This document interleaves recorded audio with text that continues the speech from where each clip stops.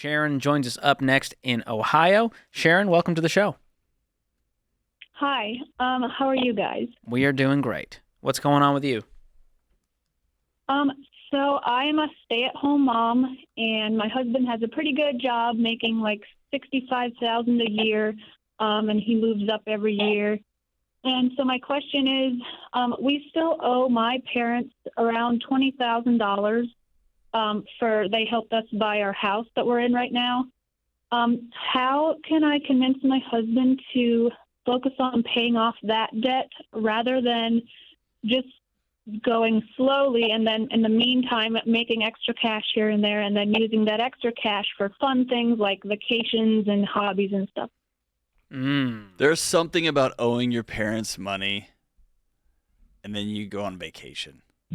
And it just, you know what I mean? Just, the whole thing feels, ugh. Okay, I've got to ask, how have you tried so far? So we have a budget, and we, at this point, we're doing like a certain amount each month. Like we're saving it up, and then paying every couple months. We'll give mom and dad a check. So you're not following the babies. You're not trying to get out of debt. You just have like kind of a plan. You're kind of like messing around, but y'all aren't actually exactly. Like, like, hey, when we find a pile of money, we'll give them a little bit. Yeah, they can have some of it. Yeah, pretty much. I mean, like it is a goal. Like we've talked about it, both of us, and we know that that's what we want to do.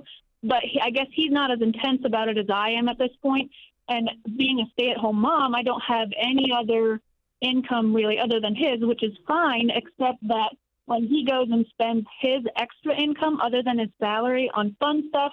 So what's the I'm extra just at income? home, and I don't really get the extra fun stuff, if that makes sense. Where's the extra income coming from?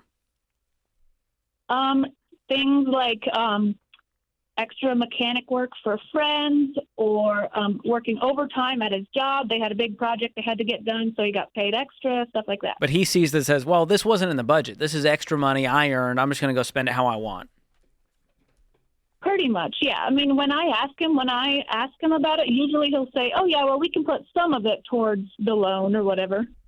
Yeah, he doesn't have the fire that you do to get this debt out of your life. And exactly. When you're in baby step 2, it's intense. And you can do other plans, but our plan is, this is scorched earth. We're not eating out. We're not going on vacation. We have one job to do, and that is get this debt out of our life. Do you have any other debt outside of the personal loan to your family?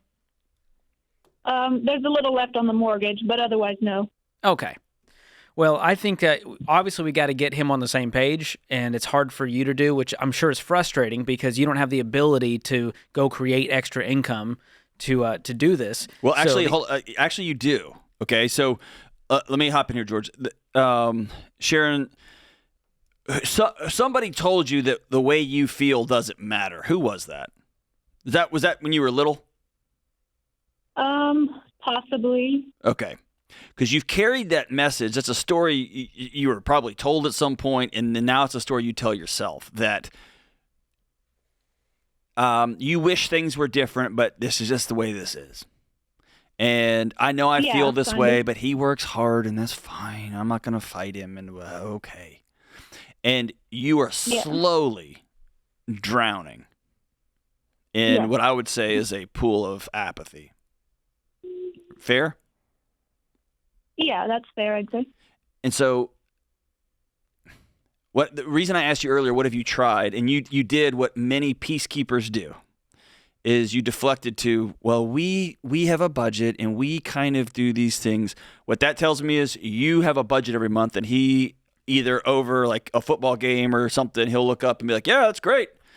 And he'll make some more money and keep whatever he wants. And you are doing this, and you are doing the best you can to use the word we so that you don't feel isolated and alone. Am I right? Right, yeah. Okay. So at some point, you're going to have to decide, and my hope is that you take initiative on the front end before this thing turns into resentment, because that's where it's headed, is that you make a call, a direct call. Honey, I'm scared to death. I'm sick of owing my parents money. And it makes me feel less than, and it makes me feel unsafe. And I hate going on vacation and having my dad look at the photos on social media because it embarrasses me that I had to go ask my daddy and my mommy for money to buy a grown-up house.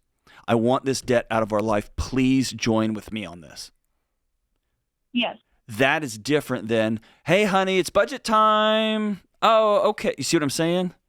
And here's the thing. Yeah, if I he do. Now, if he to be rolls fair, if he rolls his eyes and says no, then you can say that I'm gonna have to go get a job because I'm not living like this anymore. right, yeah. Well, to be fair, he does help with the budget. In fact, it's 50-50 on that. It's just It's I not. can just It's not. If I yeah, help with the fire's budget, but not then go there. make extra money that doesn't apply to our goal, which is do a budget so that we can get out of debt, then I'm not really following a plan. I'm just kind of doing what Yeah, I want to yeah. do. Yes, if y'all had this great agreement that y'all weren't gonna y'all were married and y'all weren't gonna hook up with other people, and he was very committed to you, and he hooked up with somebody on the side, you would not say he's a person of integrity and fidelity.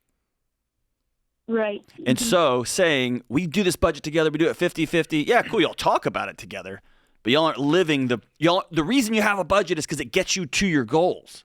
It helps you feel safe. Right. It's not just like an exercise. And yeah, he may be 50-50, he may do the exercise with you, but he's not living it out. And you Right. can't control him. All you can control is you. And so I think it's fair for you to sit down with him and tell him, probably for the first time, here's what this is doing to me. I can't breathe. I can't Yeah. I can't think of my parents and owing them money anymore. Can we please stop? And can I ask you one more question? Sure. You're like, sorry, but not sorry. What else are you worried about? Because this is symptomatic of something bigger going on in your marriage. What is it? No, not really. Sharon. Actually, honestly, I mean, we have a great marriage. We really do, and this has just been, I'd say, the last couple months. I think. Okay, one thing I will mention that could be holding me up a little bit is, okay, right now, currently in the bank, we do have a little pile of money that we're planning to give to mom and dad.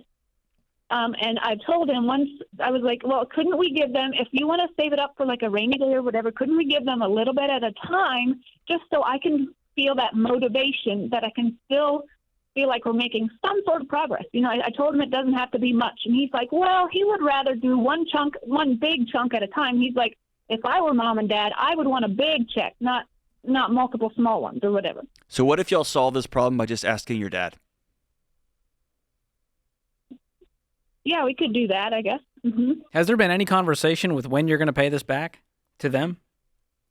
No, honestly, there hasn't. No, it was like 5 or 6 years ago when when we first borrowed the money, and at that point we were like, yeah, mom and dad will pay you back, but there wasn't really a timeline attached. It would help your marriage. It would help your relationship with your family, and quite honestly, it would help the respect between your husband and your dad, between each other, just guy to guy there. If y'all created a amortization schedule, y'all created a schedule and you printed it out on an Excel spreadsheet or emailed it to each other and said, hey, by the way, we've created a payment plan here. Because I've also heard, George, I've heard of these situations where you get to the end and you're like, that's 20 grand. And then the receiver on the other end of this money goes, no, I've only got 18.4. You still owe me $1,600 more dollars, right? So clarity here. Clarity.